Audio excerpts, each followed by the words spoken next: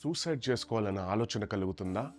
Mental టెన్షన్ని బట్టి, mental డిప్రెషన్ని బట్టి, mental టార్చర్ని బట్టి, మెంటల్ హెల్త్ని బట్టి నేను చనిపోవాలి, ఈరోజే చనిపోవాలి, ఎలాగైనా చనిపోవాలి, నేను చనిపోతేనే బాగుంటుంది, నేను ఒక అనాథని, నాకెవ్వరు లేరు అని చనిపోవాలని డిసైడ్ అయిపోయావా? దేవా, నువ్వు గనుక నిజంగా ఉంటే ఒక దర్శనం రూపంలో కానీ, ఒక కళ రూపంలో కానీ ఈరోజు నాతో ఎలాగైనా మాట్లాడు అని నిర్ణయించుకున్నావా? ఇదిగో దేవుని వాక్కు. దేవుడు నా ద్వారా ప్రవచనాత్మకంగా నీతో మాట్లాడుతున్నాడు. నువ్వు చావవు, నేను నీకు సమీపంలో ఉన్నాను, నేను నీకు తోడై ఉన్నాను, నీతోనే నేను ఉన్నాను. వాక్యం సెలవిచ్చింది కదా, విరిగి నలిగిన వారి సమీపంలోనే దేవుడు ఉంటాడని. నీతోనే ఉన్నాడు, నీ సమీపంలోనే ఉన్నాడు. ఒక్కసారి మనసారా కళ్ళు మూసుకొని ఆ ప్రభుని తలంచుకో.